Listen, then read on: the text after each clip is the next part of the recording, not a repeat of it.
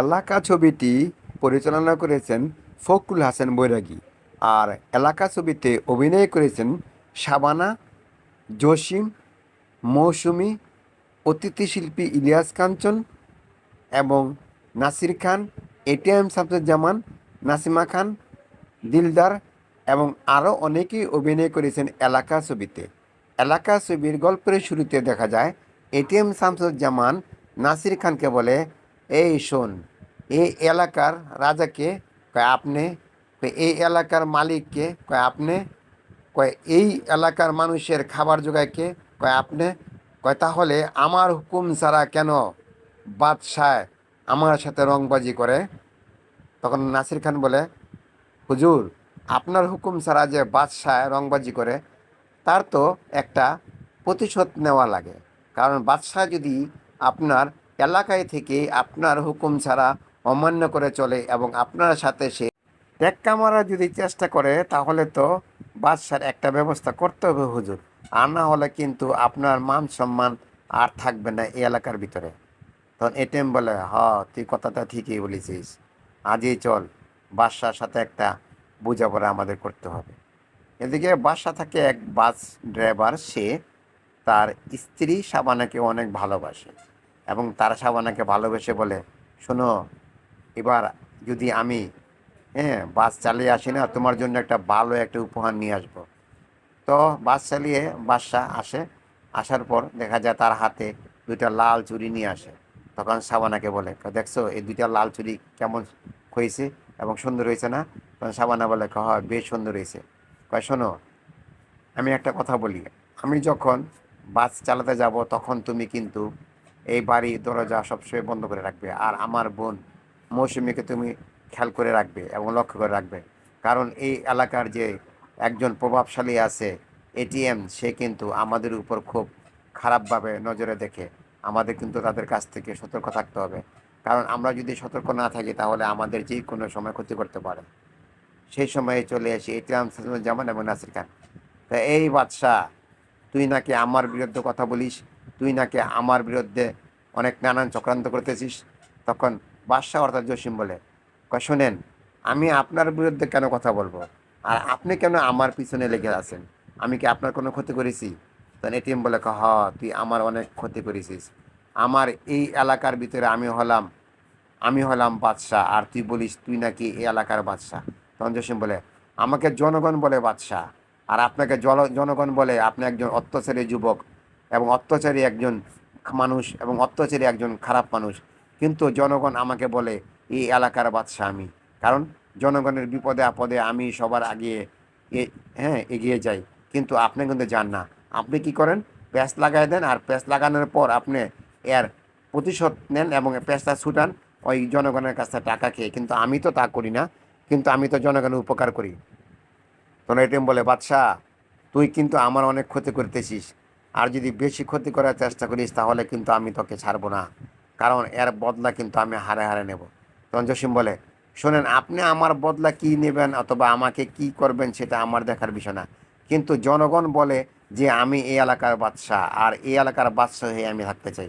আমি একজন বাচ্চালো কথা সত্য, কিন্তু আমি কিন্তু জনগণের উপকার করি, আর আমি এই এলাকার বাদশাহ হয়েই থাকতে চাই।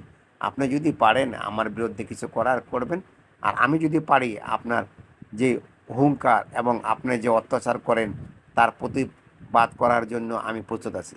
এমন সময় মৌসুমি চলে আসে।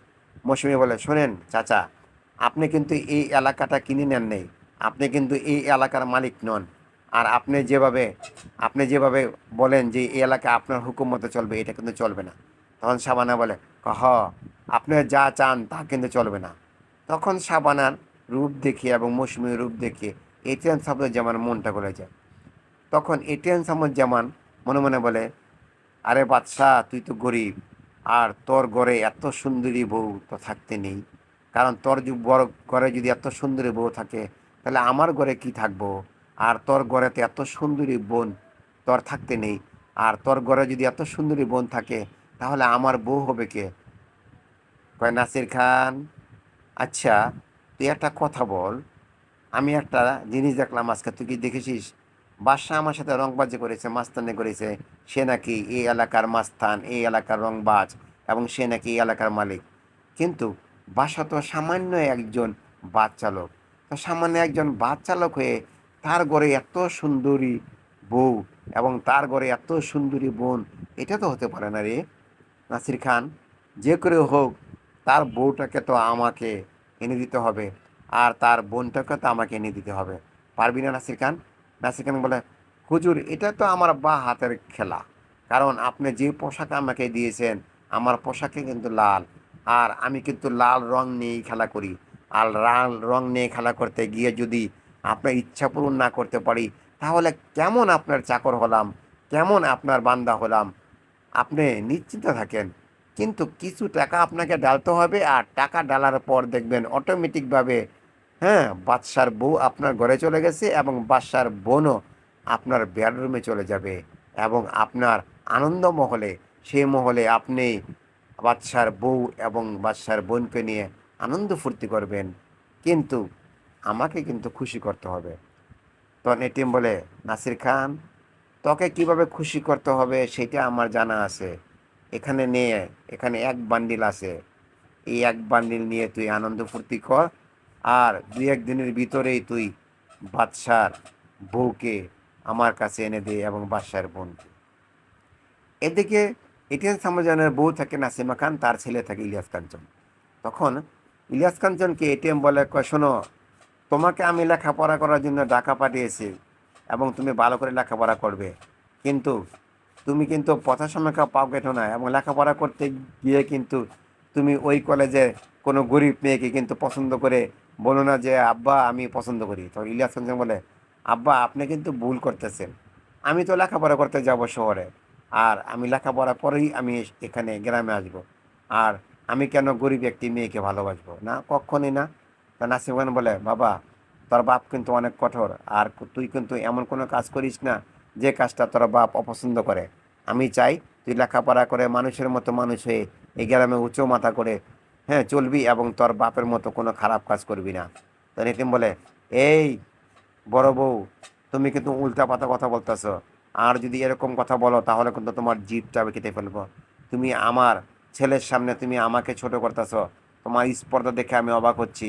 যাও এখান থেকে, আমার ছেলেকে নিয়ে আমি নিজেই পৌঁছা দিয়ে আসবো ঢাকায়, যাও।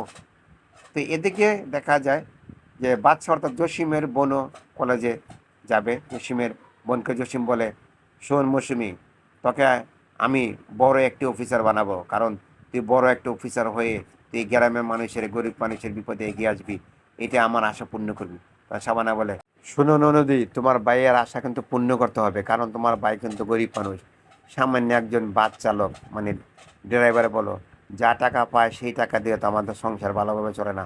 তারপরও তোমার ভাই কিন্তু তোমাকে কষ্ট করে শহরে নিয়ে লেখাপড়া করার জন্য সিদ্ধান্ত নিয়েছে এবং তোমাকে কলেজে ভর্তি করে দিয়েছে। এখন তোমাকে নিয়ে সে ঢাকায় চলে যাবে, সেখানে তুমি ভালো মন্দভাবে থাকবে এবং কোনো খারাপ মানুষের সাথে চলবে না, এই কথাটা তুমি মনে রাখবে। তোর মৌসুমি বলে, ভাবি তুমি এই নিয়ে কোনো চিন্তাই ভাবনা করো না, আমি সুন্দরভাবে চলাফেরা করবো এবং তোমাদের মান সম্মান যাতে নষ্ট না হয় সেভাবে চলবো। তখন দেখা যায় জসিম মৌসুমীকে জড়িয়ে ধরে, তখন মৌসুমী জসিমকে জড়িয়ে ধরে, ভাইজান আমি তোমাকে অনেক ভালোবাসি, ভাবিকে অনেক ভালোবাসি, তোমরা ভালোভাবে থেকো, সতর্ক থেকো, আমি ঢাকা শহরে অবশ্যই সতর্ক থাকবো, আর তোমাদের কথা আমি মনে রাখবো, আমি তোমাদেরকে আমি চিঠি পাঠাবো। তো এদিকে তারা দেখা যায় মৌসুমী চলে যায় শহরে, কলেজে চলে যায়, আর শাবানা বাড়িতে থাকে। জসিম শাবানাকে বলে, আচ্ছা আমি তো মৌসুমীকে তো কলেজে পাঠিয়ে দিয়েছি, তো এখন তো আমাকে চাকরিতে যেতে হবে। তখন শাবানা বলে, তুমি সাবধানে যাও, আর এদিকে আমি দেখব যে কী করা যায়। তো এরপর দেখা যায় নাসিকার একদিন রাতের বেলা শাবানাকে তুলে নেওয়ার জন্য আসে, কিন্তু শাবানার শ্বশুর থাকে অর্থাৎ জসিমের বাপ থাকে, সে যখন দা নিয়ে বের হয়ে আসে তখন নাসির খান সেখান থেকে পালিয়ে যায়। তখন নাসির খান গিয়ে বলে, হুজুর আমি তো, হ্যাঁ, বাদশার বউকে তো আমি আনতে পারিনি, কারণ বাদশার যে, হ্যাঁ, বাপ আছে না, সে আমাকে দা দিয়ে ধরে এনে দিয়েছিল, আমি সেখান থেকে পালিয়ে এসেছি। তখন এটিএম বলে, তুই না বড় বড় কথা বলেছিলি যে বাদশার বউকে আমার কাছে এনে দিবি, যা, তোকে দিয়ে কোনো কিছু হবে না, আর তোকে দিয়ে কিছুই হবে না, তুই আমার কাছ থেকে সামনে থেকে দূরে চলে যা। এমন একটা গিরিঙ্গে চালবো না, তখন বাধ্য হয়ে, হ্যাঁ, ওই বাদশার বউ আমার কাছে আসবে, তখন বাদশার বউকে আমি ভোগ করব, বাদশার বউকে আমি আমার হ্যাঁ, রূপমহলে নিয়ে নাচিয়ে তাকে আনন্দ ফুর্তি করে আমি চলবো, কারণ বাদশার বউ আসতে বাধ্য হবে। কয়, যা, বাদশায় কবে গ্রাম আসবে তুই সেই খবরটা নে, কারণ বাদশার বিরুদ্ধে এমন একটা চাল আমি চালবো যা বাদশা কল্পনা করতে পারবে না। সে নাকি বলছে যে সেই এলাকার বাদশা, তাকে এলাকার মানুষ খুব ভালোবাসে, সম্মান করে, শ্রদ্ধা করে, সেই সম্মান শ্রদ্ধা তাকে ছুটিয়ে দেব। তখন কিছুদিন পরে দেখা যায় যে বাদশাহ অর্থাৎ জসিম চলে আসে বাড়িতে। তখন নাসরিন খান গিয়ে বলে এটিএমকে, হুজুর, বাসা তো আজই গ্রামে এসেছে এবং বাড়িতে ঢুকেছে, তাই যা, তুই আজ রাতেই তুই আমার কাছ থেকে 2 লক্ষ টাকা নিয়ে বাদশার বাড়িতে রেখে দিয়ে আসবি। আর এদিকে আমি থানায় ফোন দেব, থানায় ফোন দেওয়ার পর বলবো যে আমার বাড়ি থেকে 2 লক্ষ টাকা চুরি হয়ে গেছে এবং 10 ভরি স্বর্ণ চুরি হয়ে গেছে এবং আমার বাড়ি থেকে 10 লক্ষ টাকা চুরি হয়ে গেছে, মানে নানান ধরনের কথা বলবো। আর তুই এগুলি রাখবি, আর আমি পুলিশ নিয়ে আমি বাদশার বাড়িতে চলে যাব। যখন বাদশাকে পুলিশ ধরে নিয়ে যাবে, তখন বাদশার বউ আমার কাছ থেকে সুর করে ছুটে আসবে। তখন বাদশার বউকে আমি আমার নাগরমহলে নিয়ে আমি বাদশার বউকে নিয়ে আনন্দ ফুর্তি করব এবং খুশি হয়ে আমি তোকে আরও টাকা এনাম দেবো। তখন নাসির খান রাতের বেলায় এটিএম সামনে যেমন কথা মতন সে তাই করে, যেটি এটিএম সামনে বলে। তখন দেখা যায় যে তখন এর সকালবেলা এটিএম সামনে যেমন চলে যায়, থানায় গিয়ে বলে, হুজুর, হ্যাঁ, আমার তো সর্বনাশ হয়ে গেছে, আমার বাড়ি থেকে 10 লক্ষ টাকা চুরি হয়ে গেছে, কিন্তু আমি জানি এই টাকাগুলি কে চুরি করেছে এবং স্বর্ণ চুরি হয়ে গেছে। আমি জানি এই এলাকার বাদশা, সে আমার সব টাকা পয়সা চুরি করে নিয়ে গেছে, এখনই আপনি চলেন। তখন পুলিশরা সবাই এটিএমের কথা মতন চলে যায় বাদশাদের বাড়িতে। তখন জসিম বলে, কি হয়েছে, আপনারা কেন? কয়, তোমার বাড়ি সার্চ করব। এই যে এটিএম শামসুজ্জামান অর্থাৎ এলাকার যে একজন গণ্যমান্য ব্যক্তি, সে বলেছে তার বাড়ি থেকে নাকি 10 লক্ষ টাকা চুরি হয়ে গেছে এবং 10 ভরি স্বর্ণ চুরি হয়ে গেছে। তখন সামান্য বলে, মিথ্যে কথা, আমার স্বামী তো কেবলমাত্র রাতের বেলা তার কাজ সেরে আসছে, আর আমার স্বামী এই কাজ করতেই পারে না। তখন পুলিশ বলে, আমাদের দায়িত্ব, আমরা আপনার বাড়ি তল্লাশি করব।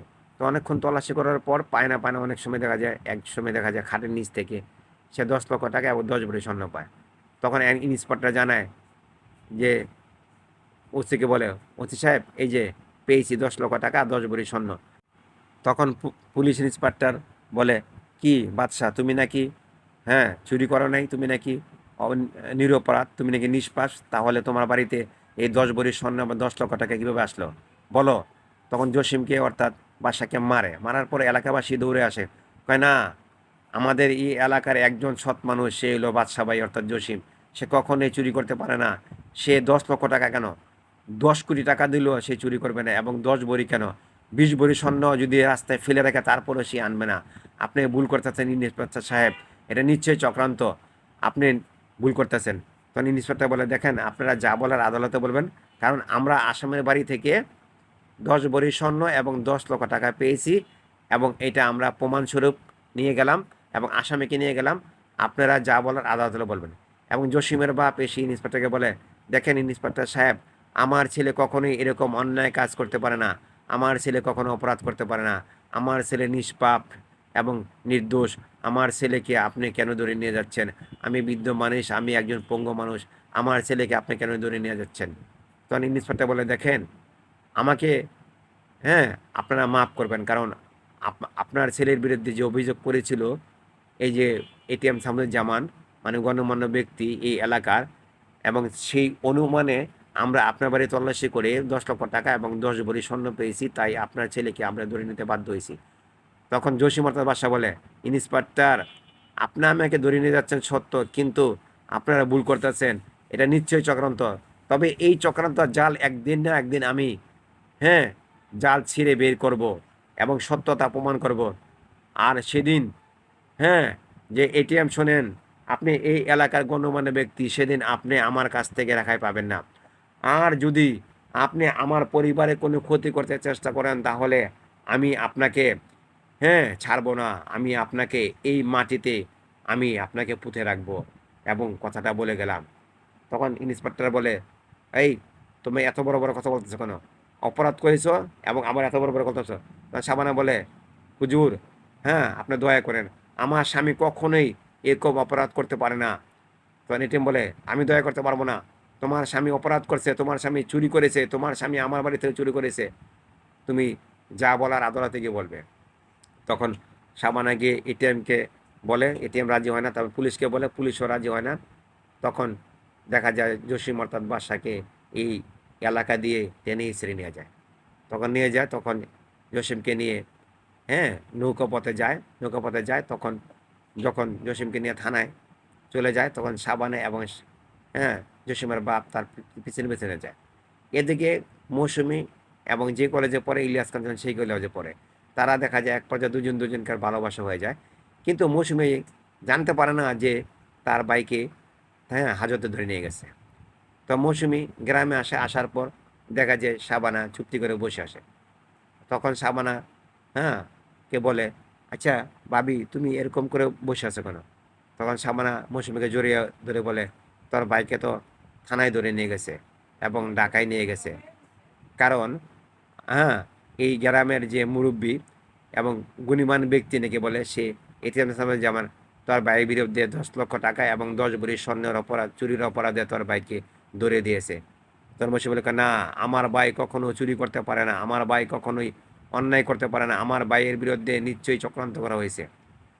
তখন সামানা বলে, আচ্ছা আমি যাই, হ্যাঁ ওই মুরব্বীর কাছে এটিএম সামুজ্জামের কাছে গিয়ে মিনতি করি। তখন জসিমের বাপ অর্থাৎ বাসার বাপ বলে, না বৌমা তুমি যেও না, না আমি যাই। তখন যেই মুহূর্তে শাবানা অর্থাৎ এটিএম সামুজ্জামের বাড়িতে যায়, গিয়ে বলে, হুজুর আমি এসেছি, আপনি এই কেসটা তুলে নেন। আর আমি আপনার কথা আমি রাখতে পারবো না, তবে আপনি 10 লক্ষ টাকা এবং 10 ভরি স্বর্ণতে পেয়ে গেছেন, আপনি আমার স্বামীর বিরুদ্ধে কেসটা উঠিয়ে নেন, আমি আপনার জন্য দোয়া করব। তখন এটিএম বলে, শুধু দোয়া করলে তো হবে না, আমি কেন জানিস তোর স্বামীকে ধরিয়ে দিয়েছি?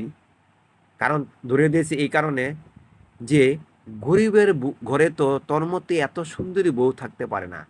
তোকে যখন আমি প্রথমে দেখেছি তখনই আমার মনে তোকে ঠাঁই দিয়ে ফেলেছি, তোকে আমি ভালোবেসে ফেলেছি।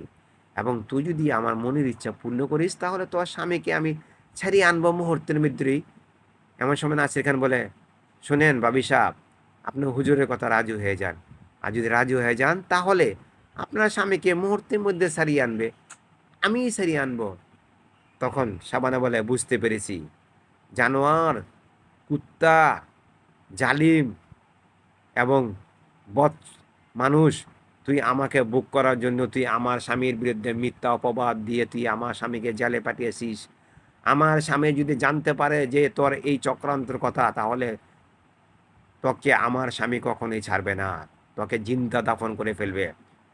তখন এটিএম বলে, তুই এখান থেকে যেতে পারলে তো, আর তোর স্বামীকে এইসব কথা বলতে পারলে তো তুই তোর স্বামী জানবে, কারণ তুই তো এখান থেকে যেতে পারবি না। তখন শাবানাকে এটিএম জড়িয়ে ধরে তার ইজ্জত নষ্ট করার চেষ্টা করে, কিন্তু শাবানা সেই মুহূর্তে একটা সামনে দা পেয়ে বলে, শোন, তুই যদি আমার সামনে আরেকবার আসার চেষ্টা করিস তাহলে এই দা দিয়ে তোর কল্লাটা আমি কেটে ফেলবো।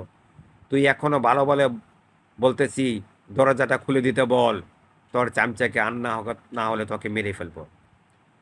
তখন এটিএম বলে, এই দরজাটা খুলে দে। তখন শাবানা সেখান থেকে দা নিয়ে দৌড়ে তার বাড়িতে এসে মানে উবুতে হয়ে পড়ে। পরে মৌসুম বলে, ভাবি কি হয়েছে? কয়, জানিস এই সব চক্রান্ত করেছে ওই মুরব্বী, মানে এই গ্রামের গুণীমান ব্যক্তি এটিএম, তোর বাইকে নির্দোষ জেনেও তাকে চক্রান্ত করে ফাঁসিয়েছে আমাকে সে বুক করার জন্য। এবং বলে, হ্যাঁ তোর ননদও সুন্দরী, তুইও সুন্দরী, গরিবের ঘরে তো এত সুন্দর সুন্দর মেয়ে মানুষ থাকতে নাই, আর তোদের বুক করার জন্যই তোর বাইকে আমি ফাঁসিয়েছি। তখন এই কথাটা মৌসুমি গিয়ে বলে এবং থানায় গিয়ে মৌসুমি ইন্সপেক্টরকে বলে, জানেন মুরব্বী কি কথা বলেছে? আমার ভাবি গিয়েছিল মুরব্বীর কাছে ছাড়িয়ে আনার জন্য, যে আমার বাইকে ছাড়ানোর জন্য, কিন্তু মুরব্বী উল্টাপাল্টা কথা বলেছে। তখন মৌসুমি গিয়ে জসিম খালে বলে, ভাইজান আজ তোমাকে একটা সত্য কথা বলি, ওই মুরব্বী অর্থাৎ এটিএম সাহেব জামান আমাকে এবং আমার ভাবিকে হ্যাঁ আমাদের ইজ্জত নষ্ট করার জন্য এবং আমাদের রূপ নাকি তার মনে ধরেছে, এবং আমাদের হ্যাঁ আমাদের ইজ্জত নিয়ে ছিনিমিনি খেলার জন্যই তোমাকে মিথ্য অপরাধী বানিয়ে জেলে পাঠিয়েছে। তো জসিম বলে, কয়, না, এটা কখনো হতে পারে না। তুই যা, আমি এখনই জেল ভেঙে পালিয়ে আসবো, ওকে আমি ছাড়বো না। তখন জসিম একদিন দেখা যায় সে তাকে কাজ করতে পাহাড়ে নিয়ে যায়। সেখান থেকে জসিম পালিয়ে সে গ্রামে চলে আসে। গ্রামে এসে আসার পর সেই মুহূর্তে যে ইলিয়াস কাঞ্চন বলে, ভাইজান আপনি এসেছেন, বা দেখো তোমার বাপকে একটা কথা বলে দিও, তোমার বাপ যা শুরু করেছে এর এর খেসারত তোমার বাপকে দিতে হবে। কারণ এই এলাকাটা তোমার বাপের না, এই এলাকাটা, হ্যাঁ, এই এলাকা যারা বাস করে তাদের সবার। আর তোমার বাপ এই এলাকায় বসবাস করে এই এলাকার মানুষের নির্যাতন করতেছে। আমার স্ত্রীর উপর কুনজর দিয়েছে, আমার বোনের উপর কুনজর দিয়েছে, এবং হ্যাঁ, আমার স্ত্রীকে বুক করার জন্য, আমার বোনকে বুক করার জন্য আমাকে মিথ্যা অপরাধী বনে, হ্যাঁ, বানিয়ে জেলে পাঠিয়েছে। তোমার বাপকে আমি ছাড়বো না। তখন ইলিয়াস কাঞ্চন বলে, আপনার কথা যদি সত্য হয় তাহলে আজই আমি আমার বাবার সাথে মোকাবেলা করব। ইলিয়াস কাঞ্চন চলে যায়। তাহলে ইলিয়াস কাঞ্চন তার বাপকে বলে, কাব্বা, আপনি নাকি, হ্যাঁ, বাদশা ভাইয়ের স্ত্রীকে এবং তার বোনকে তাদের ইজ্জত নষ্ট করার জন্য নাকি তাকে জেলে পাঠিয়েছেন, এবং 10 লক্ষ টাকা এবং এবং 10 ভরি স্বর্ণর মিথ্যা অপবাদ দিয়ে। এর কথাটা কি সত্য? তখন এটিএম বলে, এই নালায়েক, তুই বাপের কাছে কৈফিয়ত চাইতেছিস বাপ কি কাজ করে? এই নালায়েক, খামোশ, আর একটা কথা বলিস যদি তোর জিহ্বা কেটে ফেলবো। আর যদি পালাই চাস তুই এখান থেকে চলে যা। তুই জানিস আমার কত কাহিনী আছে, আমি এই এলাকার কতজনকে খুন করেছি। আমি যাকে পছন্দ করেছি তাকে পাবার জন্য আমি তার স্বামীকে মেরেছি। এরকম 10টি এই এলাকার মানুষকে আমি গুম করেছি এবং মেরেছি। কিন্তু আমার আশা পূর্ণ করতে যারা দেয় নেই তাদেরকে আমি এক এক করে মেরেছি। আজ তুই আমার আশা পূর্ণ করতে দিবি না, হ্যাঁ, তুই আমার ছেলে হয়ে পূর্ণ করতে দিবি না। প্রয়োজনে তোকে আমি মারতে দ্বিধাবোধ করবো না, কারণ তুই আমার সামনে থেকে চলে যা, নালায়েক। তখন নিরাজ কাঞ্চন বলে, না, আজ আমি চলে যাব না। আজ একটা ফয়সালা করব। বাপ ছেলের ভিতরে শুরু হবে একটা লড়াই, একটা যুদ্ধ। তুমি এই এলাকার বাদশা ভাইয়ের স্ত্রীকে, হ্যাঁ, ইজ্জত নষ্ট করার চেষ্টা করেছিলে, এবং বাদশা ভাইয়ের বোনকেও তুমি দূরে আনার চেষ্টা করেছিলে। তুমি আর পারবে না। একদিন না একদিন সত্য প্রকাশ হবেই। দেখো, আজ থেকে তোমার সাথে আমার আর পিতা পুত্র সম্পর্ক নেই। কয়, নাই? ঠিক আছে, নাই। তোর মতো সন্তান আমার দরকার নাই, যে নাকি বাপের বিরুদ্ধে কথা বলে তার মতো সন্তান আমার দরকার নাই। আমি তোর মাকেও মেরে ফেলবো। তোর মা এই কথাগুলো বলেছিল না, আমি যে খারাপ কাজ করেছি? কয়, না, এই কথাগুলো বাদশা ভাই বলেছে। বাদশা ভাই তোমাকে এই এলাকা থেকে তাড়াবে, এই কথাটা বাদশা ভাই বলেছে। কয়, তাই নাকি? হা হা, কিভাবে তাড়াবে সে? সে তো এখন জেলে। কয়, না, সে জেল ভেঙে পালিয়েছে। সে এখন লুকিয়ে আছে, পালিয়ে আছে তোমাকে ধরার জন্য। তখন এটিএম বলে, কি বলিস? সে জাল ভেঙে পালিয়েছে? তাহলে ভালোই হয়। কয়, এই মুহূর্তে আমি ফোন করতেছি থানায়। তখন এটিএম বলে থানায় ফোন করে যে, কি খবর, বাসা যে জাল ভেঙে পালিয়েছে, আপনারা কোথায় ছিলেন? তখন ইন্সপেক্টর বলে, আপনি কোনো টেনশন করবেন না মুরব্বী, আমরা যে কোনো সময় বাসাকে ধরার জন্য প্রস্তুত আছি। বাসাকে ধরেই আমরা কঠোর থেকে কঠোর শাস্তি দেবো, আপনি এটা নিয়ে চিন্তা করবেন না। বাসাকে ধরার জন্য আমরা শয়ে শয়ে লোক এবং শয়ে শয়ে পুলিশ আমরা পাঠিয়েছি, এই এলাকা ঘিরে রেখেছি, বাসা যাতে কোথাও পালিয়ে যেতে না পারে। কয়, তাহলে ঠিক আছে, বেশ ভালো। তখন এটিএম বলে, এই নালায়েক, দেখলি আমার ক্ষমতা? তো এটিএম বলে, আপনার ক্ষমতা দিয়ে কিছু হবে না, আমি এখনই যাচ্ছি। আমি বাদশা ভাইয়ের সাথে মিশেই আপনার বিরুদ্ধে আন্দোলন করবে এবং এলাকাবাসীকে নিয়ে। তখন এটিএম বলে, নাসির খান, তোর লোকজন কোথায় রে? তখন নাসির খান বলে, আমার লোকজন আছে। কয়, যা, বাদশার স্ত্রী শাবানা এবং মৌসুমী এবং তার বাপ, বৃদ্ধ বাপকে ধরে আমার আস্তানে নিয়ে আস। আজই হবে তাদের সাথে একটা দারুণ মোকাবেলা, কারণ এই এলাকার যে আমি আর রাজা, আর এই এলাকার যে সবাই আমার প্রজা, তার প্রমাণ হবে। তখন নাসির খান গিয়ে শাবানা মৌসুমীকে সবাইকে ধরে নিয়ে আসে। তখন এই সংবাদটা আবার দিলদার গিয়ে, হ্যাঁ, বাদশাহ অর্থাৎ জসিমকে বলে। কয়, জসিম ভাই, আপনার স্ত্রী, আপনার বাপ এবং আপনার বোনকে, হ্যাঁ, এই এলাকার মুরব্বী এবং নাসির খান এটিএম সামনে যেমন ধরে নিয়ে গেছে। তো জসিম বলে, কয়, না, এত বড় স্পর্ধা? কয়, না, এই মুরব্বী, এটিএম, তুই আমার কলেজা হাত দিয়েছিস, তুই আমাকে জেল খাটিয়েছিস, তুই আমার স্ত্রীকে ধরে নিয়ে এসেছিস, তুই আমার বোনকে ধরে নিয়ে গেছিস, তুই আমার বাপকে ধরে নিয়ে এসেছিস। যদি তুই আমার স্ত্রী এবং আমার বোনের কোনো ক্ষতি করিস রে, তোকে আমি এমনভাবে মারবো, তোকে টুকরা টুকরা করে তোরে আমি, হ্যাঁ, বুড়িগঙ্গা নদীতে ফেলে দেবো, তোকে বাঁচতে দেবো না, এই এলাকা থেকে তোকে আমি উচ্ছেদ করবো, এই এলাকার মানুষ দিয়ে তোকে আমি মারবো। তখন দিলদার বলে, হ, তাকে এই এলাকা থেকে তাড়াতে হবে। তখন জসিম এবং তার দিলদার এবং সে চলে যায়, হ্যাঁ, এটিএমের রাস্তা নেয়। তখন গিয়ে সে এটিএমকে বলে, এ মুরব্বি, তুই আমার স্ত্রীর উপর হাত দিয়েছিস, তুই আমার স্ত্রীর ইজ্জত নষ্ট করতে চেয়েছিস না, তুই আমার বোনের ইজ্জত নষ্ট করতে চেয়েছিস না। তখন এটিএম বলে, এই দেখ তোর স্ত্রীকে ধরতেছি, দেখছ কি মজা কি আনন্দ, এই দেখ তোর বোনকে ধরতেছি, কি মজা কি আনন্দ, তুই আমার, হ্যাঁ, রূপ দেখেছিস না, আমি 10-10টি এলাকার মানুষকে খুন করেছি, কিন্তু এরা প্রমাণ নাই। কিন্তু তোর বউকে দেখে তো আমি অনেক লোভে পড়ে গেছিলাম, কারণ তোর বউকে তো আমি পছন্দ করে ফেলেছি এবং তোর বউকে ছাড়া তো আমি বাঁচবো না। তাই তো তোর বউকে পাওয়ার জন্য তোকে আমি মিথ্যা অপবাদ দিয়ে তোকে আমি জেলে পাঠিয়েছি রে বাদশা। এবং তুই চেয়েছিস যে এলাকার বাদশা হয়ে থাকবে, কিন্তু না, এ এলাকার বাদশা হয়ে আমি থাকবো। আর তোর বউকে এখন আমি ভোগ করব, তোর বউকে নিয়ে আনন্দ করব, ফুর্তি করব। জসিম বলে, এই শোন, তুই যদি আর একবার আমার বউয়ের দিকে তাকিয়েছিস, আমার বউকে, আমার বউয়ের ইজ্জত নষ্ট করার চেষ্টা করেছিস, আমার বউকে স্পর্শ করেছিস, তাহলে তোর হাত আমি কেটে ফেলবো।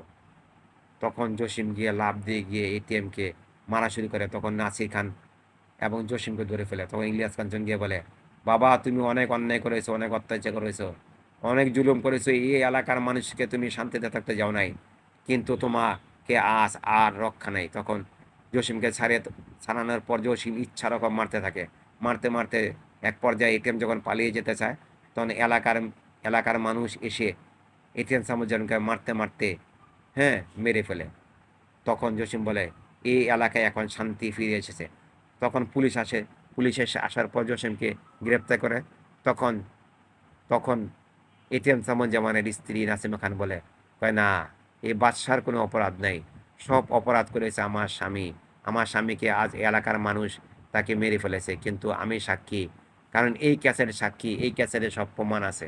তার ক্যাসেট শোনার পর তখন দেখা যায় বাদশা অর্থাৎ জসিমকে ছেড়ে দেয়। তখন দেখা যায় ইলিয়াস কাঞ্চন মৌসুমীর সাথে মিলে যায়, জসিম সাবানের সাথে মিলে যায় এবং জসিমের বাপ তাদেরকে মেনে নেয় এবং জসিম বলে, আজ তোদের বিয়ে দেব। জসিম দেখা যায়, হ্যাঁ, মৌসুমীকে ইলিয়াস কাঞ্চনের সাথে বিয়ে দেয়, ধুমধাম বিয়ে দেয় এবং সাবানাকে জসিম জড়িয়ে ধরে, ইলিয়াস কাঞ্চন এবং মৌসুমীকে জসিম জড়িয়ে ধরে এবং তারা সবাই এক হয়ে যায়, এলাকায় আসে। তখন এলাকার মানুষ বলে, এই এলাকাটা এখন আজ থেকে শান্তি হলো, আজ থেকে সন্ত্রাস মুক্ত হলো, আজ থেকে চাঁদাবাজি মুক্ত হলো, আজ থেকে অত্যাচার মুক্ত হলো, আজ থেকে নির্যাতন মুক্ত হলো, আজ থেকে এই এই এলাকায় শান্তি ফিরে আসলো। আর এই এলাকার সব কিছু বিচার করবে আমাদের বাদশা ভাই জসিম। এই বাদশা ভাই এই এলাকার থাকবে প্রধান মুরব্বী, মুরব্বী হয়ে এই এলাকার সে ভালো মন্দ সব দেখাশোনা করবে। আজকের পরে থেকে এই বাদশা ভাই হবে এলাকার মুরব্বী, আর বাদশা ভাইয়ের স্ত্রী হবে এই এলাকার এক, হ্যাঁ, এই এলাকার সবচেয়ে, হ্যাঁ, জ্ঞানী মহিলা। তার কথা মতো এই এলাকার মহিলারা চলবে এবং পুরুষরা চলবে বাদশা ভাইয়ের কথা মতো। এবং এই এলাকায় নিয়ম কারণ যা আসে, বাদশা ভাই যা করবে সেটাকে আমাদের মেনে নিতে হবে এবং বাদশা ভাইকে এই এলাকার আমরা মুরব্বী হিসেবে মেনে নেব, এই এলাকার একজন সৎ ব্যক্তি হিসেবে মেনে নেব এবং আজকের পর থেকে আমরা বাদশা ভাইয়ের বউ এবং বাদশা ভাইকে আমরা এই এলাকার গণ্যমান্য ব্যক্তি হিসেবে মেনে নেব। এটাই হলো আমাদের প্রতিজ্ঞা, এটাই আমাদের ওয়াদা। জসিম বলে, ঠিক আছে, আজকের পর থেকে আমি এই এলাকার ভালো মন্দ দেখাশোনা করব এবং আমার স্ত্রী এবং আমার, হ্যাঁ, ছোট ভাই অর্থাৎ আমার বোনের ছোট, হ্যাঁ, আমার বোনের স্বামী এবং আমার বোন সবাই মিলে আমরা এই এলাকাকে, হ্যাঁ, সন্ত্রাস মুক্ত করব এবং, হ্যাঁ, জোর জুলুম মুক্ত করব এবং এবং এলাকায় আমরা সবাই মিলে শান্তিতে বসবাস করব। এভাবেই, হ্যাঁ, পরিচালক ফখরুল হাসান বৈরাগী এলাকা ছবির গল্প শেষ করে। তবে এলাকা ছবির গল্পটা এত সুন্দরভাবে ফখরুল হাসান বৈরাগী তৈরি করার পর ছবিটা হলে যখন মুক্তি পায়, ছবিটা দর্শক নন্দিত হয় এবং দর্শক জনপ্রিয়তা পায় এবং ছবিটা, হ্যাঁ, মুক্তির পর ব্যাপক সাড়া পায় জনগণের মাঝে এবং জনগণ উৎপন্ন এবং উৎসবমুখরভাবে ছবিটা দেখে সফলতা পঞ্চমুখ হয় ছবির নির্মাতা, কলাকুশলী সব বৃন্দ এবং পরিচালক খুশি হয়। জসিম, শাবানা, ইলিয়াস কাঞ্চন, মৌসুমী খুব আনন্দ এবং খুশি হয়।